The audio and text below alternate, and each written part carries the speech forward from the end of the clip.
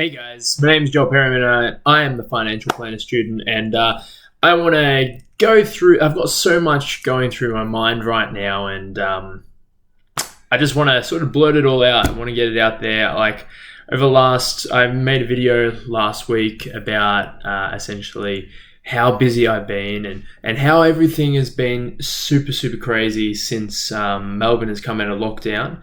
And essentially, I just want to get everything out there.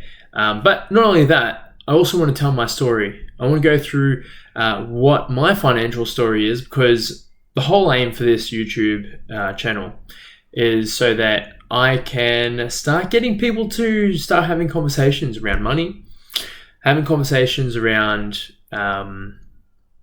even just around the table or with family, friends, doesn't matter who it is, but being able to have that conversation and understand that money is not this taboo subject. You can really take control of your life and your finances as long as you are confident with talking about money. So I'll go through that a little bit too. But I will go through with regards to just what's been happening first. Like, I've gone into essentially a meeting with a financial planner myself and with my partner, so we could get a good gist of it. And we really came out with some amazing ideas and some great advice that was given to us moving forward, which has been really good. And it's one of the reasons why I have become, or will be becoming, a financial planner myself. Being able to just speak with someone and giving that reassurance sometimes, or even just having that little bit of extra knowledge that could be taken from that session is life-changing for some people. It wasn't so much life-changing for us. It was more a reassurance and saying, yep, we're on the right track. Here's a few things that you could change. But even those small things over a long period of time can really make a difference, which they will make a massive difference for my partner and myself. But I want to go through my story a little bit with regards to my finances and with how we've combined my partner and my partner's finances with myself as well. We have a combined bank accounts and all that sort of thing, and how I've come from essentially having negative $7 in my bank account and having that extreme poverty mindset. And I know I've talked about this a little bit before, but coming from a background where my father, and nothing wrong with my dad and with regards to my mum, but I can't say that essentially I learned everything from them, thankfully. And I don't mean it in a bad way. So if you're watching, mum and dad, I still love you, but I don't mean it in a bad way. But they made life difficult for themselves in some aspects, and I want to be able to teach you guys how you might be able to not have to make those similar mistakes as my parents might have when they were younger, and they weren't as knowledgeable as what they are now. And thankfully, they've been able to pass on some things, like being able to save and stuff like that. But I want to go through my story and how I came about becoming a financial planner a little bit too.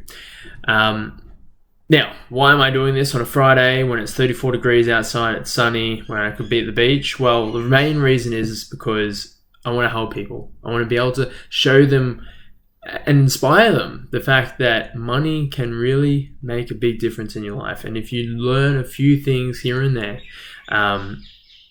it's really important, especially for forward thinking, especially like if you look at retirement, if you look at helping your family moving forward in life, if you're looking at having kids, if you're looking at moving into a house, if you're looking to buy a new car, there's so many different aspects. Looking at superannuation, income, insurance, all that sort of thing. There's a lot to go through. But first, let's go through my story. And we'll leave it there for today, because I'm going to make heaps and heaps of different videos moving on. I'm going to be really just trying to stockpile as much videos and get that out there as much as I possibly can for you guys, so that I can give you something that's going to be hopefully inspirational, educational, and hopefully it'll give you some spark with trying to reinvigorate your financial life, which would be really cool. So, my story. I was a kid that grew up in a household with, I would say, probably a bit of a, not a miser. My father was not completely stringent with his money. Like, he wasn't totally adverse with trying to buy things here and there.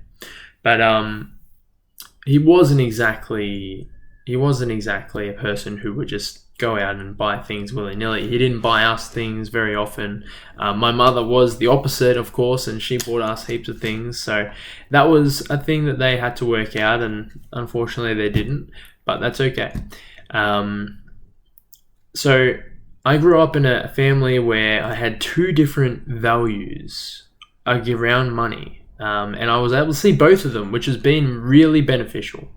One, my mother, who was not addicted to shopping, but really likes shopping, really likes buying things, loves to just get things for the people that she loves, and that's because of her caring nature and the way that she has been brought up as well, and how she's created values around money, and she sees buying things for others as a form of connection and love. I take it on the flip side, and my dad, on the other hand, was completely against everything that mum did. And that's why mum had to get a part-time job and things like that to be able to give us things as kids, because dad didn't believe in getting gifts for the kids. And like, obviously he did, but not like big gifts, things that like my friends and that were getting at the time. We got like small things like Beyblades and, you know, Digimon cards, Pokemon cards, all that sort of thing. But we essentially didn't get much at all when we were kids. And it was really good to see that. And I remember specifically the first time my dad took me to get my first bank account. I would have been 10 years old. And that was the first time that I had been introduced to the concept of money. Obviously coins, I've been given pocket change and things like that, and I bought lollies and stuff. But my first official, introduction to money and being able to save. And my dad gave me and this is back when you went to the bank, you got your first bank account, and it had that checkbook, that little deposit book, and you'll put down a deposit. And I remember doing this, and as actually, to be honest, I look back on it now, and it was probably setting me up for how I learned how to save, and save very well, to be honest. So dad would always take me into the bank every 2, 3 weeks, 4 weeks, and he would say, okay, son, this is going to be a deposit of $10. It was only $10 every 4 weeks or so. So it wasn't much, but for a kid like me who was 10 years old, it was something.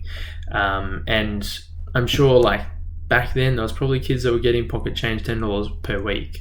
But again, dad was a little bit more stingy, but he really did teach me the value of saving and trying not to spend more than you need to. So he'd take me to the bank, he'd rip out this deposit book, and he would go to the bank teller, and we would do this for every 3 to 4 weeks for a good year, until I had saved enough money. And there would be a sense of elation, a sense of achievement when I had, and when I say my dad gave me $10, I obviously was doing chores the whole time. So really, it might have been looked at as slave labor, I guess. But nothing that we don't all do for our kids, I guess, when they get pocket change. So every 4 weeks, 3 to 4 weeks for about a year. And obviously it grew and grew and grew until my bank account hit around about $140 and something like that anyway. And I was able to go out and buy my first ever game for my Game Boy Advance at the time. Nintendo Game Boy Advance, if you guys remember that. Obviously that moved into the SP and then moved into all the other things. I loved games at that time as a kid, so it was always good fun. And so if you were born in the 90s, you would know what I'm talking about. But if not, then that's okay. That's okay as well. But the big thing was, and the big introduction to money was that going to the bank, physically going to the bank and putting in that deposit, $10. Sometimes it was less, sometimes it was $5, sometimes it was $12. but it was never really much more than that. And being able to have that sense of saving and achievement was what really got me going with regards to being able to, save, and also to be able to have that point of reference for the future.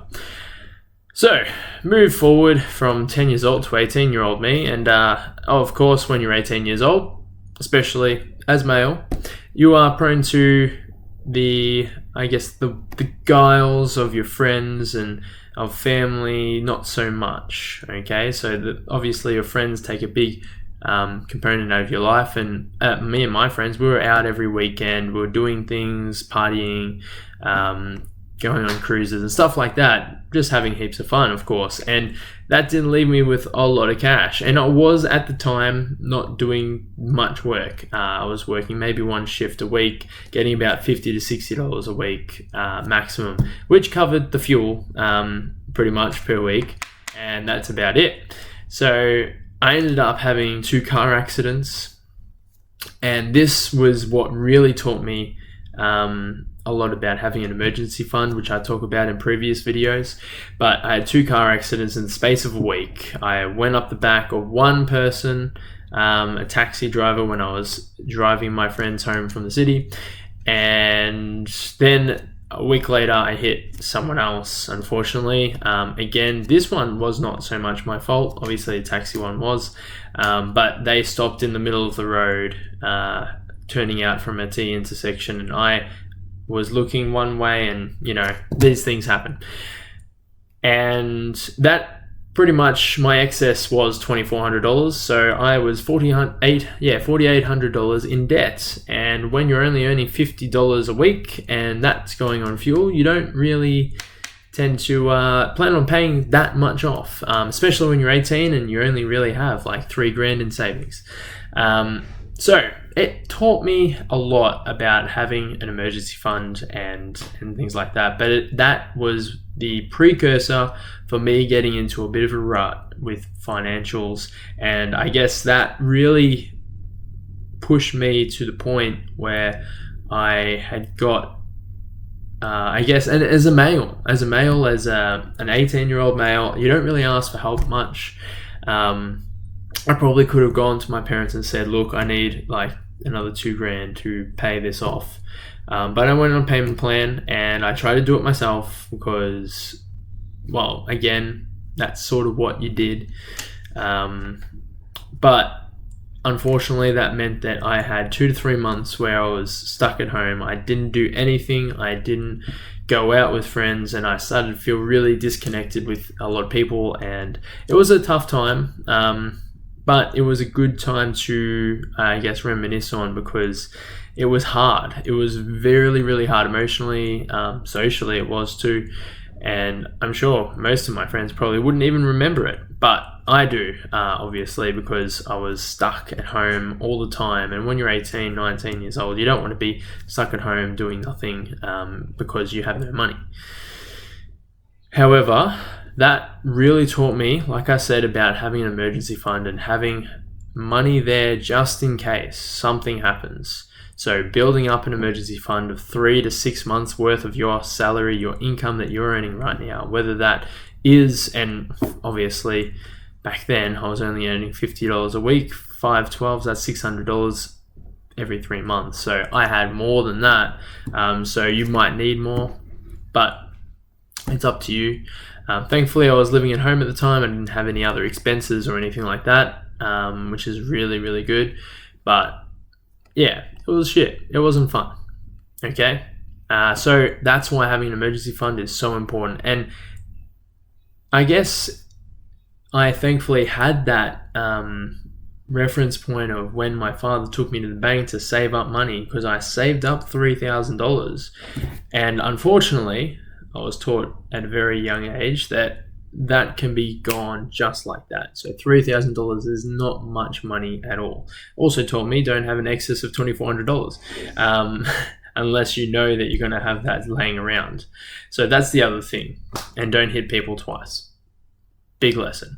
Okay, so that's essentially a little bit of my story. Like I said, I grew up with my parents who had completely juxtaposed, contradicting values. One, who my mum was all about trying to spend her money. She literally worked to live. Whereas my dad was the other hand, was always future planning, thinking about retirement, always doing that. So I learned a lot in that aspect. But he took it too far sometimes and would complain about bills and how they're not helping him to grow his funds and all that sort of thing. So it really did show me the two differing values, and I've been able to, hopefully, I hope anyway, being able to take those two and combine it so that I can make a sound and financial decisions based on my values. So obviously I am very good at saving now. I think my partner and I, we have a fair amount of savings. We have in our emergency fund, we have about $6,000. We're looking to build that up over the next few months for hopefully the next 3 to 4 months, and have at least $10,000 sitting in the account just in case something happens. We're also saving for a wedding. We need another $11,000 or something by the end of April, which worked out will be fairly easy. Obviously, that means most of our savings will be not all gone, but it will be up there. But again, it's given me those things, but we've also been able to have a life still, which is how I've taken the value from my mum, the values from my dad, and we've been able to hopefully combine them together to create something that will give me a life with my partner and my family and friends, but also will mean that I will have forward-thinking, planning, and financial savviness that will keep me going for the rest of my life. So that's a little bit about my intro to money. Obviously, there is a lot more to it than that. Like, I went on to reading Barefoot Investor, and I read his book and all that sort of thing. I've just read Vince Scully's book, which is right here, actually. I'll give him a bit of a plug while it's sitting here, which is The Latte Fallacy. Okay? You might not be able to read the actual title there, but The Latte Fallacy is quite a good book. It's extensive, but if you read it properly and you take the actions, there's 8 steps in it, then it's really important. I'll probably do a video about the Latte Fallacy and a little bit more on the Barefoot Investor as well, because I believe they have really strong values written within them, and I think the Latte Fallacy is probably just that little bit better, where it's a bit more detailed. Doesn't have the serviette drawings that the Barefoot Investor does. So you might need a little bit more time to invest in reading that one. But again, it's probably just a little bit better, more detailed, and you'll learn a lot more from it, which is really cool. So really, really awesome stuff. I don't want to talk for too much longer because I can go on about this forever, but that's a little bit of an intro on me. I'm going to be spinning out videos as much as I possibly can over the next 3 to 4 weeks before uni starts back up.